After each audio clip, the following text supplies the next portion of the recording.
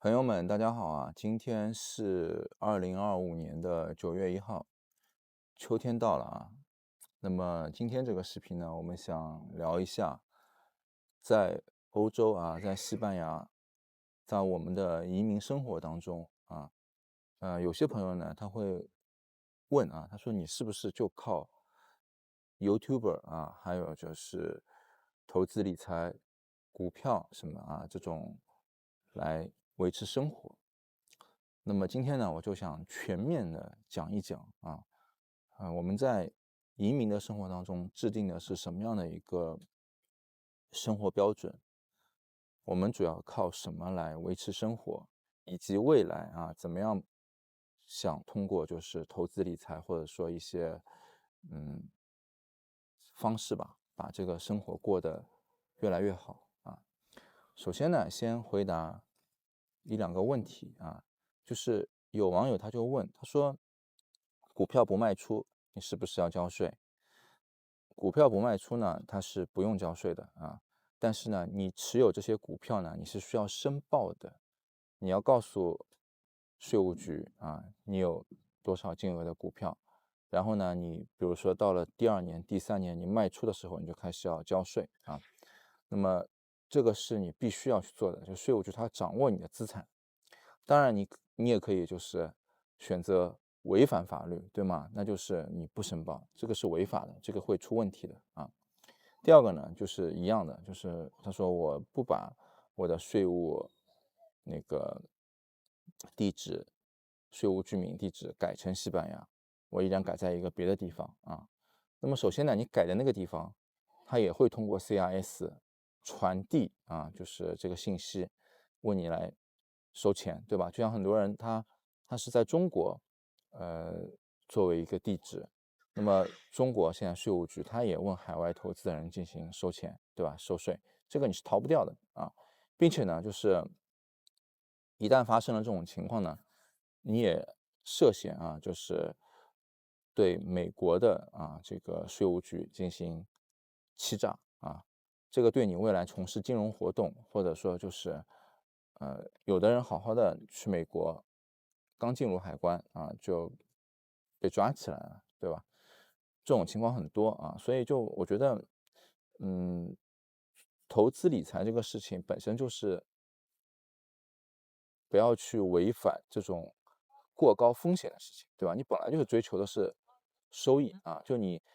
的风险已经有了，对吧？就很多人觉得啊，股市什么就像赌场一样，就你还要再去增加你的这个风险，是吧？而且这是一个100%的风险啊，所以不要去这么做，好吗？那我们就开始今天的内容。首先呢，这个油管的收益啊，我可以告诉大家，这个油管呢是不赚钱的啊。这个油管呢，它的收益啊，每个月只有几十块钱啊，这个几十块钱还不够电费啊，还不够我买一个手机的钱。所以呢，这个是不盈利的啊。但是呢，我依然从就油管这件事情呢，得到了一些收获啊。比如说，我拍摄这些视频的目的呢，其实有两个，一个呢就是尽量真实的分享我的一些想法啊，我的一些生活啊，对吧？希望能够给大家就是有一些帮助啊。因为我始终觉得就是在网络上，就是你要去分享，你就要分享一些有价值的东西啊。其他的只是在浪费大家的时间，对吗？就浪费我自己时间，也浪费别人的时间。就是你去录一些垃圾内容的话，那么这个呢，就是我觉得是我的一点想法。第二个呢，就是让我觉得孩子他未来呢，他能够看到就是比如说我在某一个时刻的一些想法如果他有兴趣的话，对吧？因为怎么说呢，就我觉得教育这个东西不是一种强制的，你去输出一些东西给到孩子，是吗？他如果感兴趣这个事情，他就会去摸索，对吧？就是他肯定也会想看一看，哎，他爸爸或者是他妈妈在讲一些什么东西啊？他们的状态是怎么样子的啊？他们在这个阶段、这个过程当中是怎么样子的？那么对他来讲呢，或许会有人生上的一些积极的意义啊。第三个呢，就是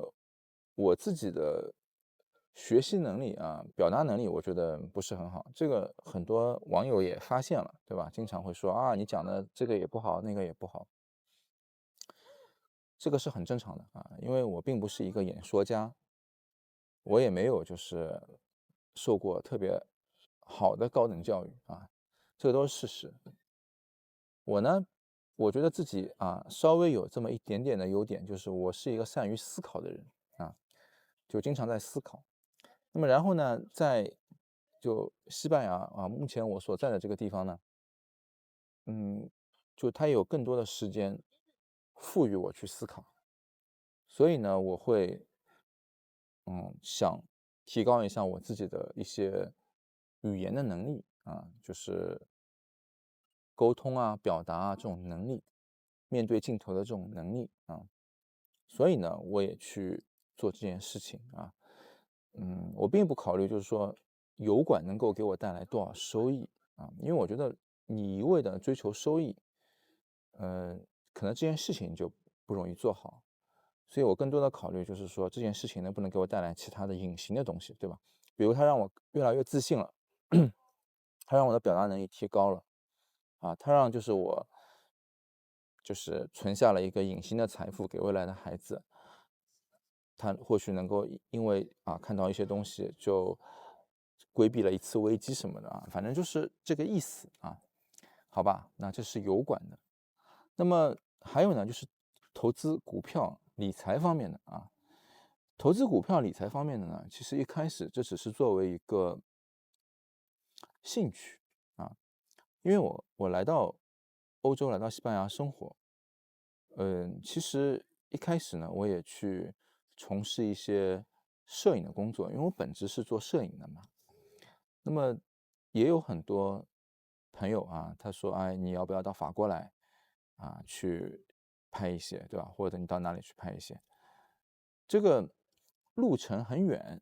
就其实你别看西班牙离法国离得很近，但是你要去坐飞机或者说你要这样来回这样折腾，收入呢，也就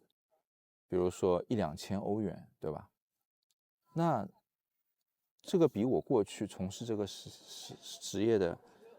好的时候可是差得太远了那么对我来讲呢，我觉得就是这已经是一个什么，就像一个讲的难听一点这就像一个就是呃一个已经年老的一个妓女，对吗？她去出卖她自己的这个肉体但是呢，显然就是她已经一天不如一天了可能是个行业也可能是她自己的年龄，对吗？所以就是意味着就你不能靠这个东西再吃下去，而且呢，对我来讲，就我内心呢也是有一些自己的骄傲的，对吗？比如说我过去我一天如果从事这个职业，我赚5000欧元或者1万欧元啊，我去做一些比较有品质的、我自己认可的一件事情。但是如果为了谋生去这样，我觉得他诋毁了我自己建立的这样的一个标准他也诋毁了就是这件事情我对他的信仰。所以呢，我情愿就是我花时间去拍摄一些我自己喜欢的东西一些艺术上的一些东西，但是我不能去贱卖我不能去贱卖自己，去为了谋生什么的所以呢，我会去考虑就是从事金融那么一开始呢，这些收益呢，只是被我用来就是补充生活就比如说，赚了一点钱，对吧？那我去买一个新的相机我去买一个相机包呀，我去买一些衣服我去买一些什么东西就是这样的。就我没有把它当做一个，就是说，长期的想去把它收益的啊。但是呢，随着就是一个阶段的发展，对吧？就是我从一种投机性的这种行为，逐渐变成了一种就是说去研究啊，就像我当初研究摄影一样啊，就是我去研究啊，我去学习，我深入的去挖掘潜力啊。那么就一个呢，就你对他这个事情越来越感兴趣了，对吧？啊，一个呢就是，嗯，你想了就是这个钱赚来，不是去把它给花掉啊，你就想通过投资啊再去复利啊，复利再来投资啊，就你把它变成一个资本，你不是把它当做一个钱，对吗？就钱和资本是两件事情。钱你拿到超市里面去消费去买掉了，这个是钱，钱你把它去投资了，它就变成了一个资本，对吗？所以就是说，我就觉得啊，这个不是一个钱，就是你就想通过资本投资再变成资本再投资啊，你就是这样想了。那么你干什么事情呢？你都要有一个专业度，对吗？就像我去做这个油管，我并不是一个职业的博主啊，我做的很差，但是呢，我也会去买一个麦克风啊，或者是表示我做这件事情的态度。做一个事情，你要么就不要去做，你要去做的话，你就要去尽力啊，这样对自己也是一个尊重啊。那么，所以这个理财的东西呢，我就越来越重视，我就会发现啊，要交多少税啊，然后我就会判断未来的一些趋势啊，就会去，就是说我花更多的精力去在这件事情上，去 focus 在这个事情上面啊。那么还有呢，就是我们呢，在这边的生活呢，我们制定了一个标准啊。这个标准呢，就是一开始我们来的时候，我们也是，就反正今天想这样花钱，明天就那样花钱，对吧？今天就觉得这个东西挺好的，那我们就买；明天觉得那个东西挺好的，我们也买，然后我们就按照自己的随心所欲吧，去花钱。当然也不是说今天买个游艇，明天买个法拉利，对吧？没有这个经济能力啊，就是说日常的啊，就我们并没有去比如说像记账啊，或者说去理财啊，去这样的控制消费。但是呢，我后来呢，我就觉得这样不行啊。一个呢，好像我发现我突然就过了40岁，好像我的智商提高了一点啊，我不知道为什么。还有呢，我的情商好像也就情绪好像也稳定了一点啊，就是好像人的性格慢慢的就变得更温和、更慢了啊。所以呢，我就觉得呢，我们呢要制定一个标准，这个标准呢是我们能达成共识的，一家里面达成共识的啊，然后呃不会为这个事情大家有争吵或者有争议，对吧？这个标准是什么呢？我也可以告诉大家啊，我觉得这个挺好的，大家可以参考一下。就是比如说我们在这里，这里的平均收入是2000欧元或者2200欧元，对吗？那么我们再加上一个，比如说房子的成本、房子的租金，对吧？那就是说，嗯、房子比如说差不多是800、1000，对吧？那我就去掉这个1000，然后再按照这里的平均这个生活的金额，比如说2200、2300，对吧？或者2500，就按照这样的一个标准去生活。那所以呢，就是如果我觉得这个2500花下去，就去掉房租了已经去掉房租了。那么如果生活的觉得越来越好了啊，那么呢，我觉得就是我会更愿意就是生活的怎么说就更好，对吧？那如果说我一直按照这样的一个标准甚至当然了，这当中也会有一些浮动，对吧？比如说我再加个几百或者加个多少，哎，我发现生活没有变得越来越好，或者说越来越不如我的意那我就会考虑要离开，对吧？就是考虑要改变啊。这个呢，就双方之间就有共识就不会有一个很主观的，对吧？就像我们比如说，切尔诺贝利核电站啊，它到了一个数值，它就会发生事故，对吧？这个不是说一个个人一个领导给他说今天要这样，明天要那样，不是的这个是一个标准，就我们制定了一个这样的标准我觉得这个很好，这个就是一下子好像让我们看清了很多事情让我们的这种消费更理性了所以呢，这个呢，我觉得是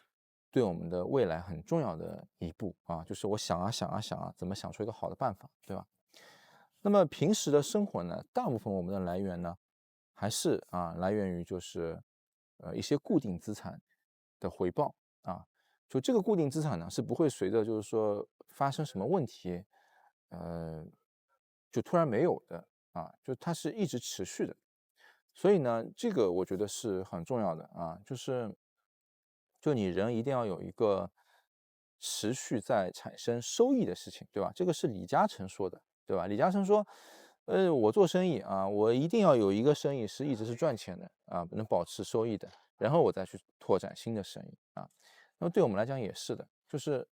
有固定的收益就作为一个维持，对吧？然后呢，你再开始去拓展新的事情所以呢，就是对我来讲呢，就控制风险永远是首要的那么我也发现呢，就比如说很多人他在这边去买一个房子然后买来以后呢，再出租掉，对吧？去获得一些回报。这个呢，我觉得有必要也聊一聊因为一开始我也考虑过这种方式，但是呢，目前的情况来看就西班牙现在的房价和租售比因为你现在如果要买一个房子，然后你把它出租掉，你获得的收益再去掉税，再去掉什么管理费再加上就是还有什么法律的一些问题，对吧？比如说，占房者占房者如果把你的投资收益的房子给占掉，那么有很可能就是很多年你这个房子都找不回来你就倒霉了所以就是出于这种顾虑吧我就没有想在西班牙去投入这种资产就是说投入这种房子的资产，因为我觉得这个风险实在太高了就这个世界上有这么多地方，有这么多地方可以去买一个房子，你可以去出租掉，而且没有这些法律风险的，对吗？为什么你一定要在一个有占房者的这样的一个地方去投入这个资产呢？是吧？所以这个呢，我是不考虑的就我不会把它做这种投资方式作为一个就是赚钱的一个方式好吧，那我们今天就先聊到这里也欢迎大家讲出自己的观点，谢谢。